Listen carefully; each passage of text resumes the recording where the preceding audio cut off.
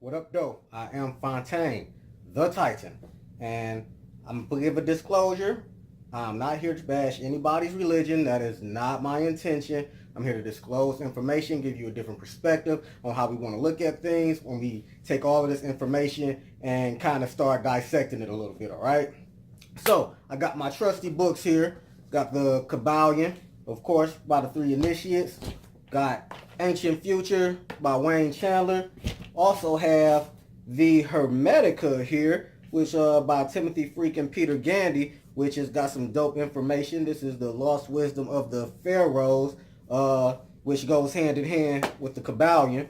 All right, and I'm gonna start off with our good old trusty Holy Bible, the King James Version, right? So what we gonna get into is the concept of God here and the difference between these concepts of gods and what they got going on. So right, so of course we know the Bible, right? In the beginning, God created the heavens and the earth. The earth was without form and void, and darkness was on the face of the deep, and the Spirit of God hovered over the face of the waters. Then God said, "Let there be light," and there was light, and God saw the light, that it was good. And God divided the light from darkness, and God called the light day, and the darkness he called night, and so the evening and the morning, and blah, blah, blah, blah, blah, blah, blah. All right? My point is that this God is creating something outside of himself, all right? Outside of itself, himself, however you want to define this God of the Bible. All of his creations are coming on the external of himself, right? And so when God goes to create man. So this is a key point that a lot of people miss in the Bible. A lot of people say, oh, Adam and Eve was the first people on earth that God created. This is what God said in Genesis chapter 1, verse 26. Then God said, "Let us make man in our image, according to our likeness.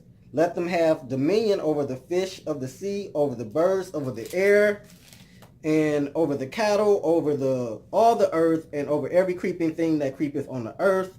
And so God created man in his own image. In the image of God, he created him. Male and female, he created them. Now, this is before Adam and Eve, okay? See, this is what you people got to understand, is that God was doing a whole bunch of creating outside of himself before he even get to Adam and Eve. And a lot of people equate Adam and Eve to being the first people. But you see, God said he created man in the image of himself at the very beginning. And if that's in the image of himself, then what would those men be? In my ideology, they would be gods. But let us continue. Let's go to chapter 2, verses 4 through 7, right? It says, "This is the history of the heavens and the earth when they were created, in the day that the Lord God made the earth and the heavens. Before any plant of the field was the earth, before any herb of the field had grown, for the Lord had not caused it to rain on the earth, and there was no man to till the ground. But in the mist went up from the earth and watered the whole face of the ground. And the Lord God formed man of the dust of the ground and breathed into his nostrils the breath of life, and man became a living being." So he just created man twice out of himself. Now this second man, this is Adam, right? Now I'm gonna skip past some of this other good stuff right here so we can get into the meat of this, right? It says in chapter 3, verses 1 through 3 of Genesis, it says, "Now the serpent was more cunning than any beast of the field which the Lord had made." So you gotta keep in mind, God made the serpent, right? Outside of himself, right? And he said to the woman, "Has God indeed said, you shall not eat from the tree of the garden?" And the woman said to the serpent, "We may eat of the fruit of the trees of the garden, but of the fruit of the tree which in the midst of the garden, God has said, you shall not eat, nor ye shall touch it, lest ye die." Right? So Eve is saying that God said, we go die. We go die if we eat from this tree. The serpent said, no, that ain't true. So we're going to go on to Genesis chapter 3, verses 22, where after they done ate the fruit and all of that, this is what God said. It says, "Then the Lord God said, behold, the man has become like one of us." So if man has become like one of us, what are they then? They are gods, right? This says it right here in your Bible. It says, "To know good and evil, and now lest he put out his hand and take also the tree of life and eat and live forever. So in the first part, it said you was going to die if you eat from the tree. And then now you done ate from the tree, and now you done became like a god, and now you live forever. So it's a lot of little fishy stuff in this Bible. First of all, with God creating stuff outside of himself, and then the concept of, are we men, are we gods, or we were created in that image of God, right? So it's a lot of confusion going on in this Bible, and that ain't the only confusing stuff. And that's kind of why I don't mess with it on the exoteric side of the game, okay? Exoteric meaning the surface layer. I deal with it in the esoteric, ES side of the game, which is the deep inner meaning side of the game. But we had to dissect this Bible all the way through another time and go into the allegorical meanings of it, because this Bible is based on astrology, the chakras, kundalini energy, the Egyptian Book of the Dead, the 42 Negative Confessions of Mayat, all types of cool stuff that you might not know about, right? So we can put this to the side for a second, and I want to get into this Kabalion, because that Bible right there has a different comparison compared to this right here. This has a whole different concept of what God is, right? And so, you know, I deal with this because this guy here is based on the God that's creating everything within himself. And they say that we are in the living mind of the all, which the all will be the spirit, the higher power, the supreme being, whatever you want to call it. That's what this is talking about. It's not talking about anything else on the lesser side of the game. It says the principle of mentalism, right? The all is mind, the universe, the all is mind, the universe is mental, right?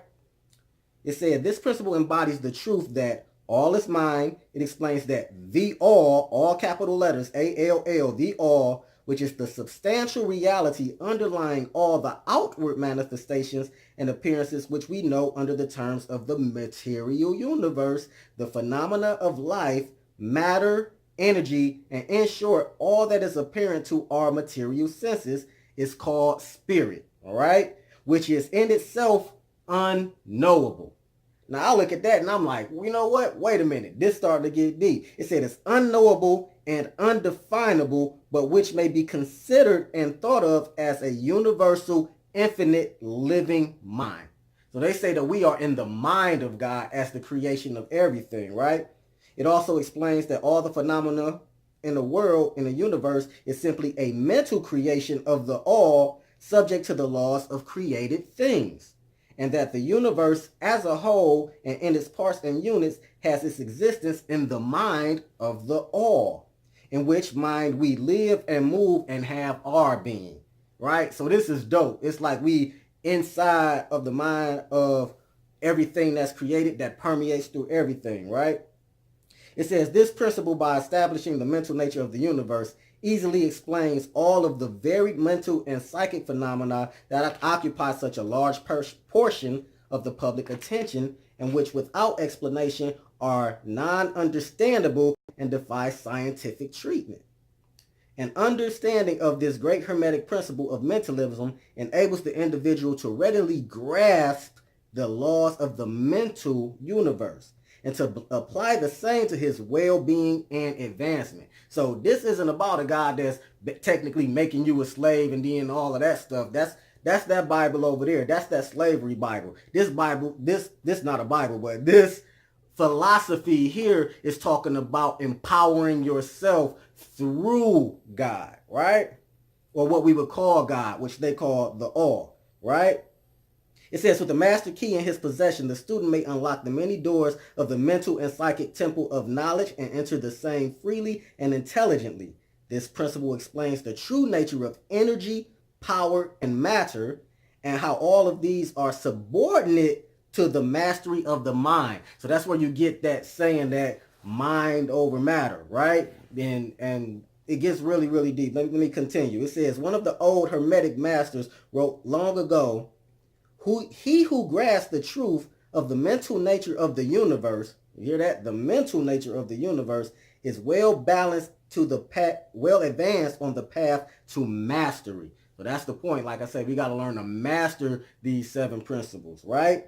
It says, and these words are as true today as the time they were first written. Without this master key, mastery is impossible, and the student knocks in vain at the many doors of the temple. So we're talking about unlocking your mind here, you know?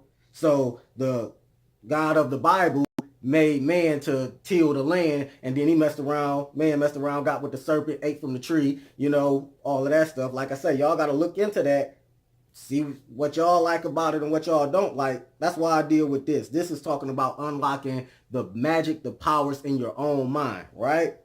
Let me continue. I got a few more things I wanted to read real quick. It says the all must be all that really is. It says there can be nothing existing outside of the all. The all would not, or else the all would not be the all. So when we start talking about the concept of God, how can anything be outside of that, right? So this is saying that everything is within God. God flows through everything. It says the all must be infinite, for there is nothing else to define, confine, bound, limit, or restrict the all. It must be infinite in time or eternal. It must have always continuously existed, for there is nothing else to have ever created it, and something can never evolve from nothing. And if it had ever not been for even a moment, it would not be now. It must continuously exist forever, for there is nothing to destroy it. It can never not be, even for a moment, because something can never become nothing. It must be infinite in space. It must be everywhere, for there is no place outside of the all. This is what they saying. It is nothing outside of God. Everything is within the mind of the all. So but let me get into some other stuff here. Let me see what this say here. Right? Let me see. Do I want to get into this? No, I'm not gonna get into that. I'm gonna say this jewel for next time around. But let me get into let me give you a couple of little pointers out of this Hermetica, okay? Because in ancient Egypt, what they call the highest, the all as well, that was a tomb, okay? And I like this here. It says, God is oneness, all right? Oneness. Everything is a part of one supreme being, like the number 1, which is the source of all subsequent numbers. God is the source of all, yet just as when the number 1 is divided or multiplied by itself, it remains 1. So God constantly remains the oneness, right? That's dope. That's dope, right? Let me say this to the people who think that the universe is God, right? Because what we want to get into is everything is encompassed in the all. This all creates universes. It's the possibility is multiple universes or whatever, however you want to define it. But it says, in the beginning, there is unity. Unity separates into two fundamental forces, which, like the negative and positive poles of a battery, generate everything. Hermes describes them as light and life, which become mind and soul. We experience them as thoughts and feelings, right? The oneness of God is both light and life. These two forces are the parents of the mind of the cosmos. This was experienced by Hermes in his original mystical vision as the word which calmed the dark waters, the fundamental laws of nature which bring order to the chaos, right? These are books that you really got to get into, you know, because I'm only just giving you a quick rundown of what the all is in comparison to what the God of the King James version of the Bible. Now, of course, you know, you got Allah, Buddha, a whole bunch of other different religions and philosophies and all of that stuff out here that has their own creation story. But what this is saying is this is above all creation stories, what the true supposed term for God really is. And we only call it God because we have no other way to describe the capacity of the mental power, the mental energy, that spirit which encompasses everything, right? So what's with our feeble human minds, we'll call it God, the supreme being, the whatever, but that's really all we can really do to try to even describe it. But I wanted to get into this Ancient Future book real quick too, because how did we get to here to where we got all of these different religions, all of these different philosophies, and how did we get to the point to where everybody is arguing about who God is better than who's God, right?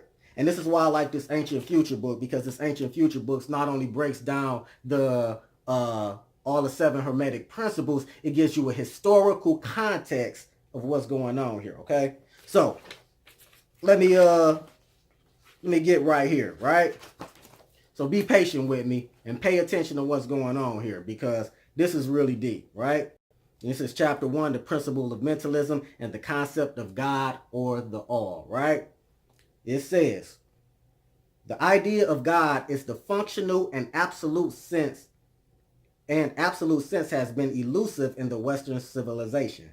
The factors of this dilemma are worthy of examination in order to grasp fully the greater spiritual or religious dynamic that is being espoused by today's major religions. A comprehensive examination of the present state of Western religion must begin with the first Indo-European hordes who stormed off the Ukrainian steppes circa 4000 to 2500 BCE, okay? Bringing new and different perspectives of culture, race, civilization, and religion, all right?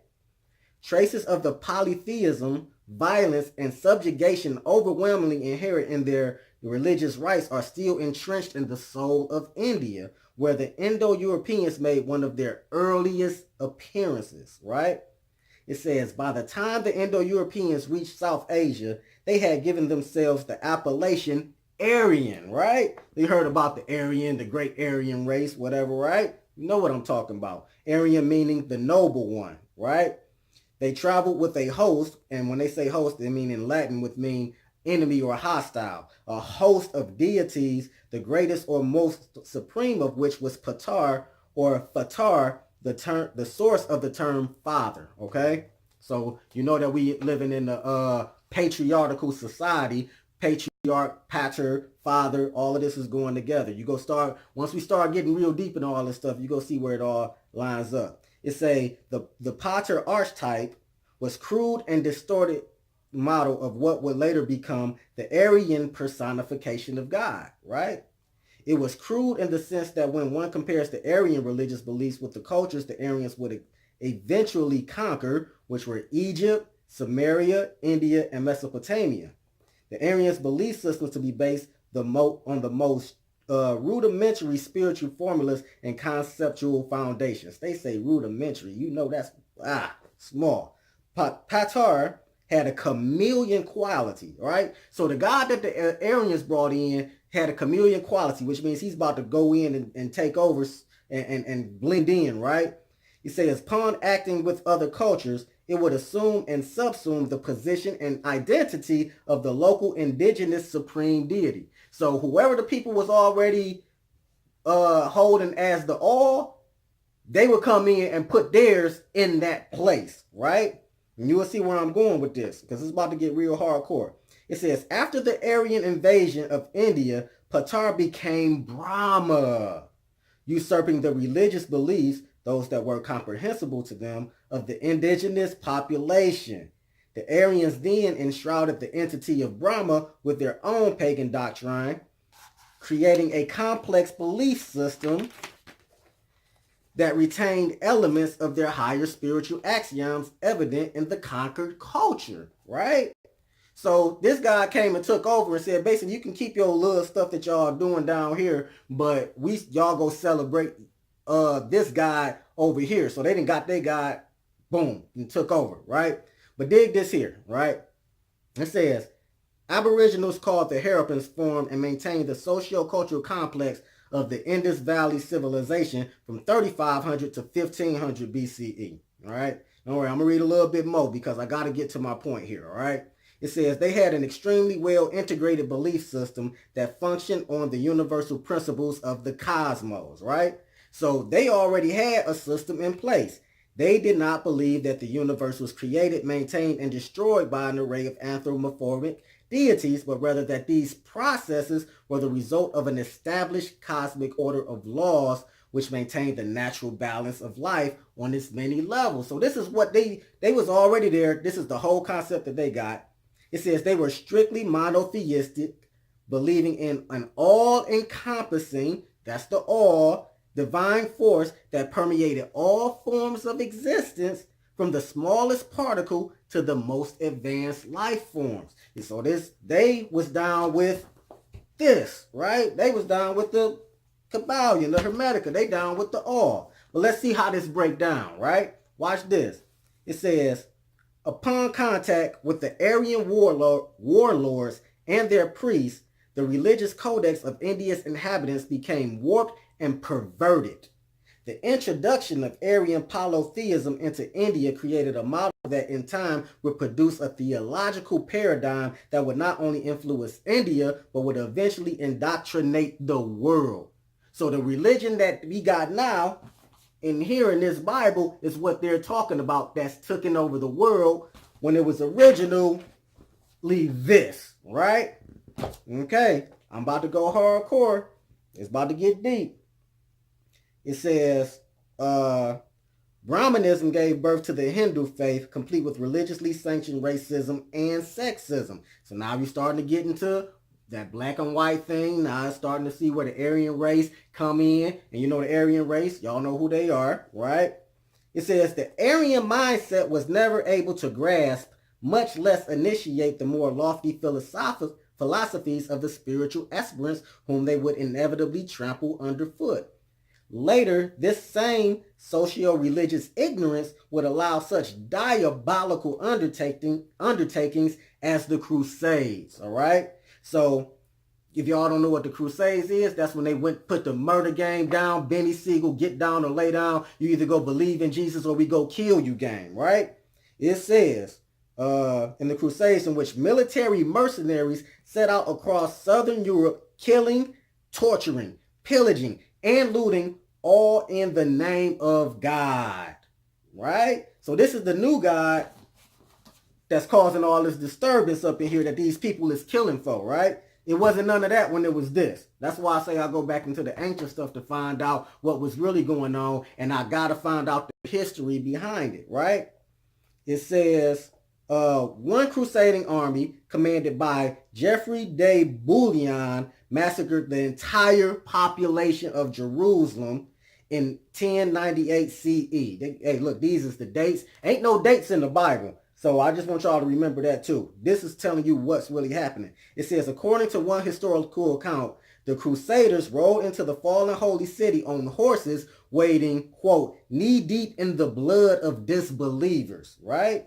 It says in 1202, Mephistophelian hordes descended upon Constantinople and ravaged what was once the very sanctum of Western Christendom. The siege ended at the Church of St. Sophia in a bloody, sacrilegious, and iniquitous orgy of monumental proportions, right? It says the knights slaughtered a great multitude of people of every age, old men and women, maidens, children, and mothers with infants by way of solemn sacrifice to Jesus. Whoa. Now that's hardcore. It says historians estimate that Europe was Christianized at a cost of 8 to 10 million lives. Unfortunately, this religious treachery did not expire with the Crusades. So that's my point here, y'all. We got to do our research. We got to find out what's going on and why we believing in certain things. Like I say, this Kabalion, this is a philosophy. This is a understanding of how our mental capacities work. Therefore, we'll be able to create mentally. And that's what I'm going to get into in my next video. How we are in the capacity to be able to create our own reality for ourselves. In the next video, I'm going to get on how the law of attraction works with this law of mentalism thing. But I just wanted to break down this God concept real fast because at the end of the day, you can believe in what you want to believe. All right? Ain't nobody holding no gun to your head at this point. Back then they did. Back then they held guns to people's heads, blew people's brains out, raped you, killed you, murdered you, and made you get down or lay down in the name of the God that they wanted you to believe in. But you ain't got to do that now. Right now you got a choice. So if you want to be Muslim, Buddhist, Christian, whatever, I don't claim any religion. I claim a student of knowledge. I claim my own divine light. So I don't want y'all sitting up here like, oh, okay, like I said in the beginning, oh, he's going off on Christianity. Look, all the religions have their stake in a lot of malice and a lot of torture and degrading of the races of the people of the world, right? So you got to sit back and start figuring out where these religions come from for yourself so that you can have a better understanding. Because we talking about reprogramming the subconscious mind. We talking about getting into the deep stuff, the 7 chakras. We talking about understanding who we are, rising up, that kundalini energy. We talking about getting into some hardcore stuff that has been hidden from us. This is the hidden information. You know, people always say, you know, I tell people all the time, it's more than one book than the Bible. It's more than one book than this. It's more than one book than this. It's more than one book for y'all to go look up and get the information so y'all can go get the understanding for yourselves, right? So that's the point here. Let's raise it up, raise it up, raise it up, y'all, for real. This is it. This is me doing it all. Right? Look, successful, peaceful, prosperous, and healthy, y'all. That's my mantra. Say that 1,000 times a day. Look, like, subscribe, share. Glad I got through it. That was a lot of reading. I was trying not to make it too long for y'all. Hopefully y'all sat through the whole thing and got the gist of what I was really kicking down. But with that being said, everybody be good. Peace.